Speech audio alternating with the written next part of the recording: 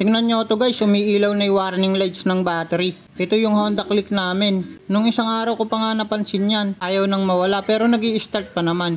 So ngayon papalitan ko na ng bagong battery. Medyo matagal na rin kasi yung stock battery na yon. Simula pa nang nilabas yung motor, yun na yung battery, nasa 3 years na rin mahigit. Ito nga pala ipapalit ko, Motolite na 5L lang size. Madali lang naman siyang ikabit guys, tanggalin nyo muna tong tornilyo, dalawa lang yan, ayan o.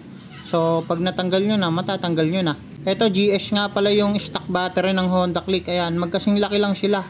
So ikakabit na natin itong Motolite pang matagalan. Kagandahan sa may battery shop, kuha ka lang ng kuha ng battery, ano, pagka ano, palitan mo lang. Basta wala kang tinatapakang tao. Hehe. Ayun, nawala na. Ayan guys, so wala na siya. So magagamit ko na to ng walang pangamba. Ay, kailangan ko pa palang i-change oil guys. Ayan, nakasulat kasi change oil na to. Tapos ibabalik ko na sa dati yung settings niya, yung oras kasi na-reset. Kasi tinanggal nga po yung battery. Madali lang naman siyang i-set up ulit.